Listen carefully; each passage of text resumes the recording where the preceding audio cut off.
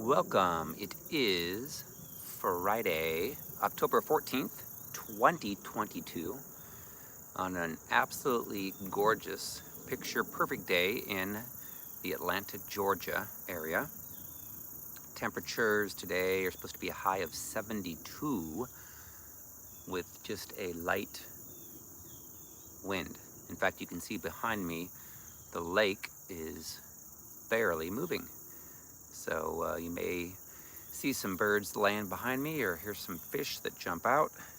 But it's an absolutely gorgeous day. Looking forward to a wonderful weekend. My wife and I have 2 weeks left to complete the purge and pack for our move west to Dallas, Texas. We are super excited. In fact, I had a dream, actually I had 3 dreams back to back to back that were really exciting, about a former very large ministry person that I had connections with. And it was exciting. He was basically saying, get ready, that the world has been waiting for the message that you guys have, and that it's going to resonate with people around the world. In fact, he had told me that prior, back in like 2009. So anyway, lots of confirmations, lots of great things that are happening, great testimonies too from people that are going through getting their wounds healed and getting delivered, and just hearing tremendous wins for the kingdom and for individuals' lives and for marriages. And it's wonderful. Of course, everybody's got a free will. I always tell that to everybody. We all have free wills. We can choose to deny and live in a lie and keep our demons, but that's no fun, and that can cost you your salvation. So anyways, lots of breakthroughs in people's lives, and it's exciting, very exciting to be a part of this. Never thought I would ever do ministry, ever in my life, and now it's gets busier and busier and busier as more and more people are jumping on the inner healing and deliverance bandwagon, because it does. It makes a dramatic difference in everyone's lives that have gone through this. So anyway, 2 weeks to go till we arrive in Texas, and got some more packing up to do, doing some more purging today. So it's fun. It's fun to get rid of stuff that will weigh us down, and it's fun to go to a new promised land where there are new connections that the Lord has waiting, and blessings and favor. Lots of blessings and favor this week. It's a Feast of Tabernacles.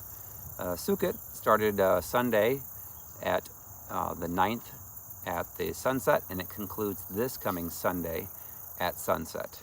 And we've seen lots of great things that have happened this week.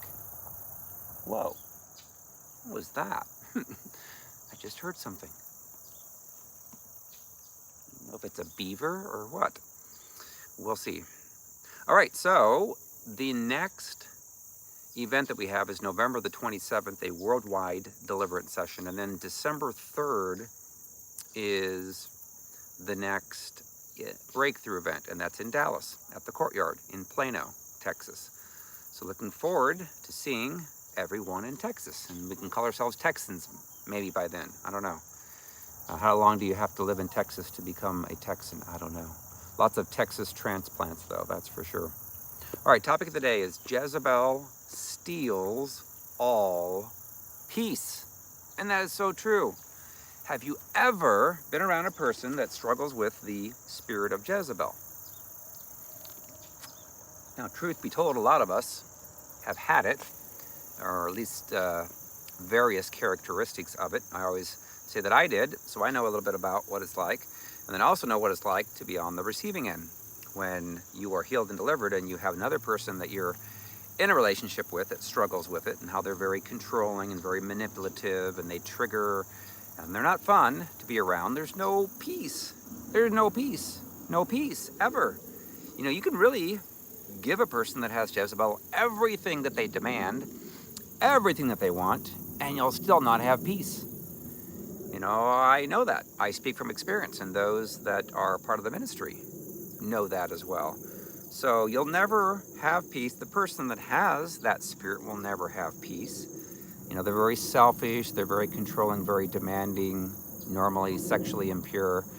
And so that's one thing that you cannot fake is peace. Either you have it in your life and you're a peaceful person, or you don't. And it's really hard for people that struggle, that operate in that, to have any peace. They can't. It's really hard to fake. They can act very debonair, very charismatic, can be a life of the party and so forth, but they're not going to have peace. And of course, if you're in a relationship with someone, if you're married to someone that has it, you know you don't feel peace. And it's pretty bad. You know, when they can't stand it to be quiet. I mean, that's one thing. It's like, if you're driving down the road, it's one thing if you like to listen to music, but if you ever turn off music, it's really hard for a person that struggles with Jezebel to be quiet. They want to say something, and they oftentimes will say a lot of things. They just can't stand the peace.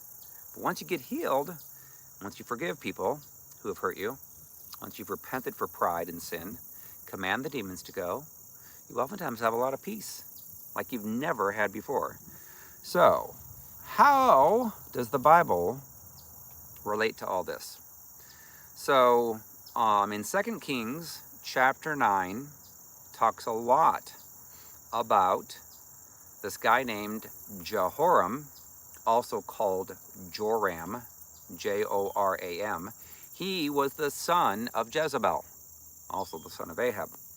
And so you can guarantee that people that are children of people that have those spirits will tend to not have any peace, especially when they grow up. So, and this guy was a bad king. He became king in 849 BC to 842 BC of Israel.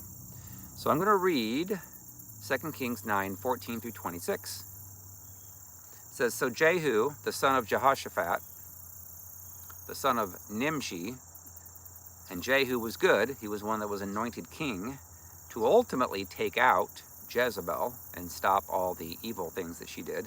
So he was an anointed king to essentially take over that evil dictatorship. So Jehu, the son of Jehoshaphat, the son of Nimshi, conspired against Joram.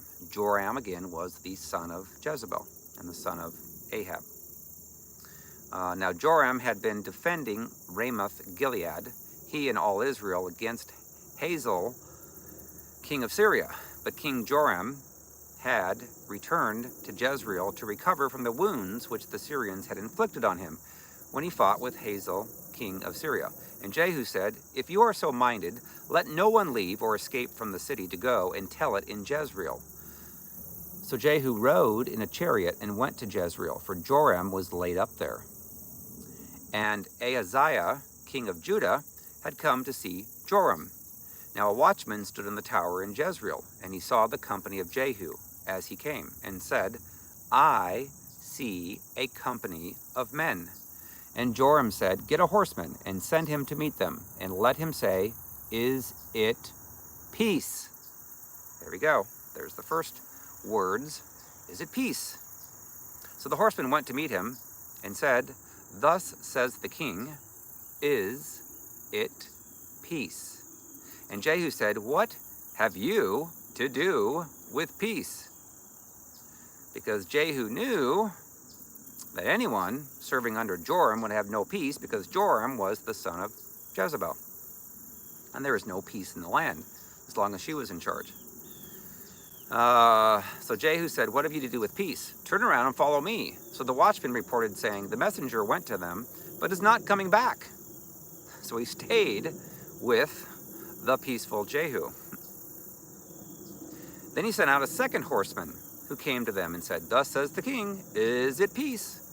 And Jehu answered, What have you to do with peace? Turn around and follow me. So the watchman reported, saying, He went up to them and is not coming back. And the driving is like the driving of Jehu, the son of Nimshi, for he drives furiously. So again, two guys that were sent from Joram asked Jehu, Hey, is it peace? And he's like, hey, if I were you, I would join me. I would not stay on the side of Jezebel, because there's going to be some bad stuff going down, and there's no peace there. So they did. All right, let me go. Then Joram said, make ready. And his chariot was made ready. Then Joram, king of Israel, and Ahaziah, king of Judah, went out, each in his own chariot. And they went out to meet Jehu, and met him on the property of Naboth, the Jezreelite. Remember Naboth? Remember Naboth? So Naboth had that vineyard that Ahab wanted. And he asked him, hey, can I buy it from you? Can I exchange property for it? Because I want to turn it into a vegetable garden. And Naboth said, no, you're evil. You and Jezebel both. You're bad. I will never sell it to you guys. I'm going to give it to my kids. And so what happened was that Ahab pouted about it. Jezebel saw it and said, hey, why are you so sad? Well, I can't get the property from Naboth. So then what happens? Jezebel comes up with a plan, like they normally do. Jezebels are very good at coming up with plans that are evil, that are wicked. I call it a false narrative. Pretty much everything that they say that comes out of their mouth is false. Making themselves look good, making other people that don't want to go along with their evil and their lies look bad. So in this case, Jezebel's plan was to have two scoundrels accuse him before everybody. They had a banquet for him, and they had these two scoundrels accuse him of blaspheming God and coming against the king, King Ahab. And so the two scoundrels, that's all it took, is two people to come up with a lie, and then they ended up taking him outside and stoning him and killing him. So no peace for Naboth, no life for Naboth. And a lot of us have dealt with the accusations and the lies of Jezebel. I have. I mean, that's how you get personal experience, is actually going through it. And when you go through it, you learn some things from it that you can't learn in books. Now, it's not pleasurable and fun to be accused of things and to be lied about, but welcome to the club. Jesus had people lie about him. The disciples had people lie about him. It's par for the course, especially if you're doing ministry. So ultimately, how ironic is here we are back at the property of Naboth. It says, now it happened when Joram, again, Joram is the king of Israel, who is the son of Jezebel and Ahab. Now it happened when Joram saw Jehu that he said, is it peace? Jehu? Again, a third time. Jehu's heard that. So he answered, what peace, as long as the harlotries of your mother, Jezebel, and her witchcraft are so many. Then Joram turned around and fled, and said to Ahaziah, treachery, Ahaziah. Then what happened? Did Jehu say, gee, nobody apparently understands that you can't have peace when Jezebel is alive, when Jezebel is in someone that's operating. So what does he do? He takes this matter in his own hands. Jehu drew his bow with full strength and shot. Now they changed his name back to Jehoram, but Jehoram and Joram is the same. Shot Jehoram between his arms, and the arrow came out at his heart. And he sank down in his chariot, because he died.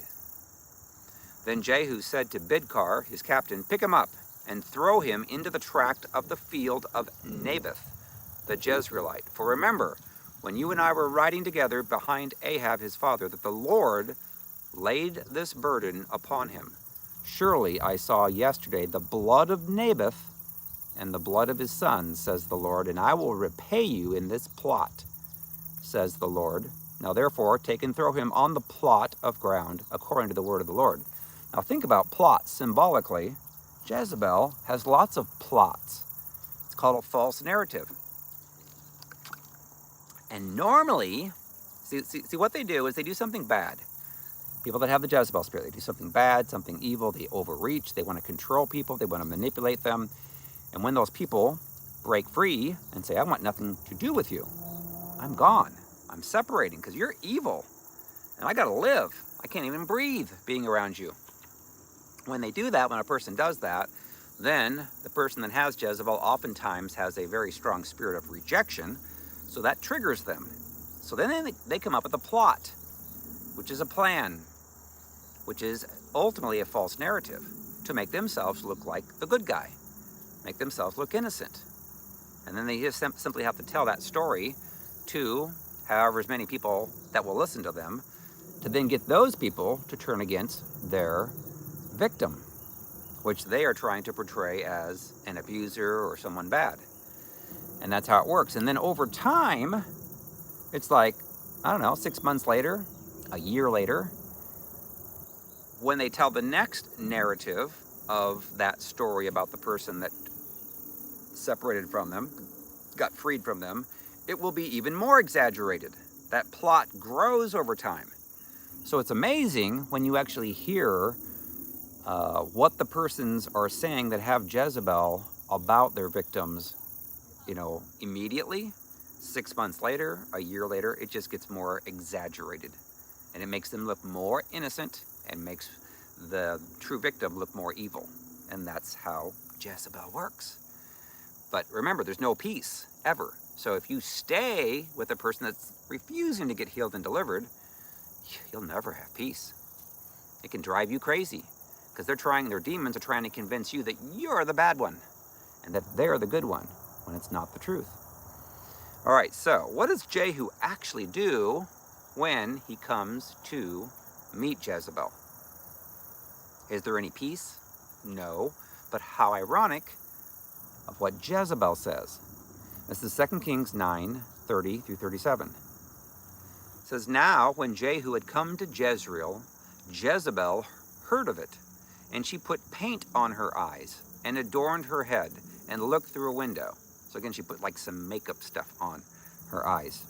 I don't know, she probably went down to Sephora or Ulta and got the latest and greatest from Chanel or something. Anyway, she put that on her eyes, adorned her head, and looked through a window. I think some translations say a lattice, maybe, but a window. Then as Jehu entered at the gate, she said, what did she say? Just like, ironically, her son, Joram, when he sent the messengers out to talk to Jehu, is it peace? That's what she says. Is it peace? But instead of calling him by his name, Jehu, she calls him Zimri. Is it peace? Zimri, murderer of your master? So why would she call Jehu Zimri? So here, Jezebel is basically doing a little bit of trash talking. And by calling Jehu Zimri, Zimri was a king, but he only reigned for 7 days. He was a bad king. He took it over in nefarious ways, evil ways. And so, Zimri and Jehu were both military leaders, but Zimri was bad and evil at heart, where Jehu was not. And yes, Jehu did have to take his throne by killing the predecessor, but the predecessor that Jehu killed was bad. Joram and Jezebel. They were evil. So she's mocking him, basically, trash talking him, saying, hey, Zimri. And she's also referring to saying, hey, Zimri was only king for a week, 7 days, and that's how long you're going to be king, is just a week. Well, it turned out no, that was a wrong prophecy by Jezebel. So, anyway, so she says, is it peace?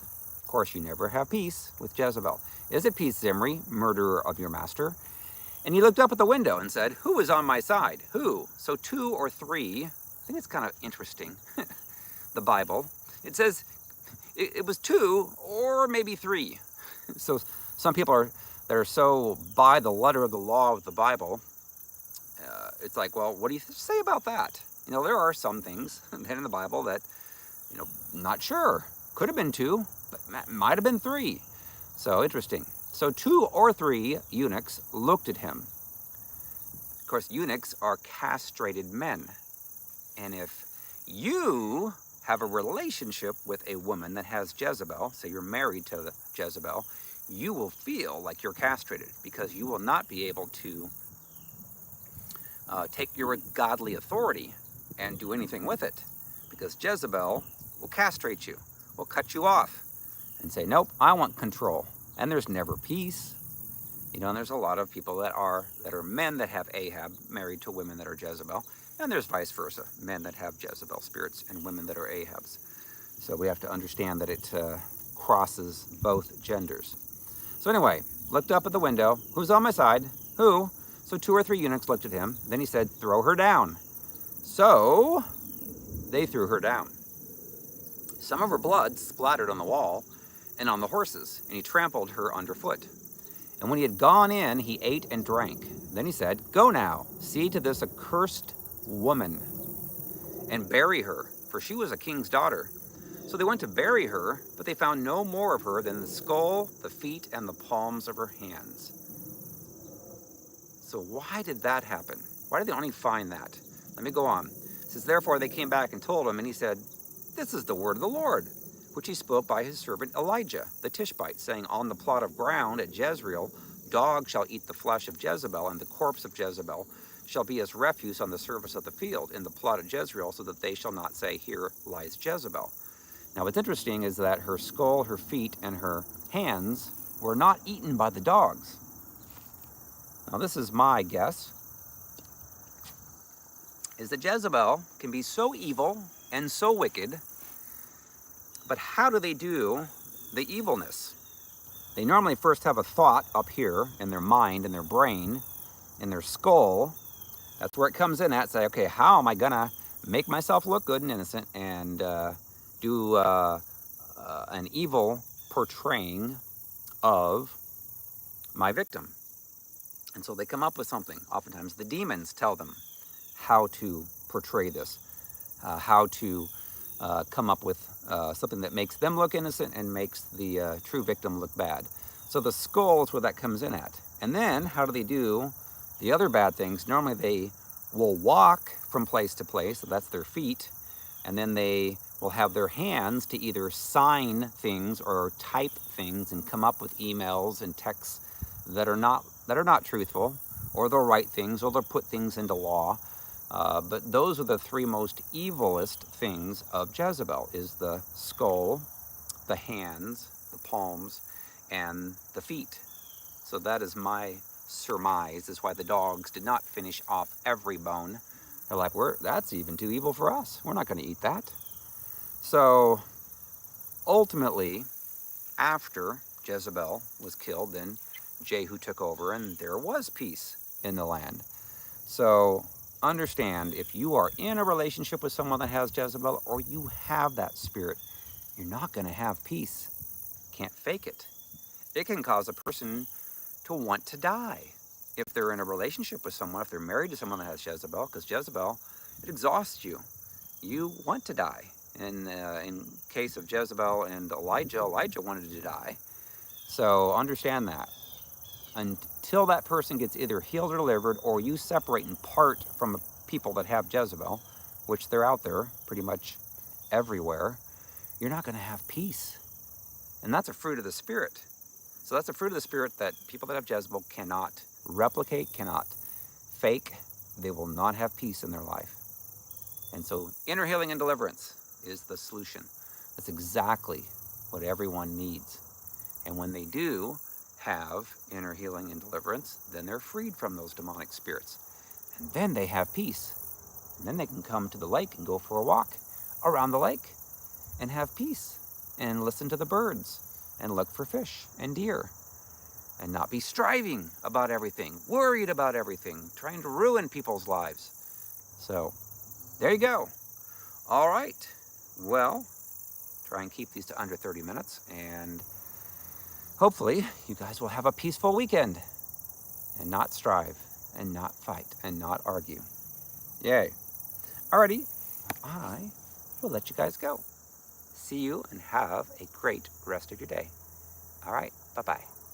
Saying goodbye.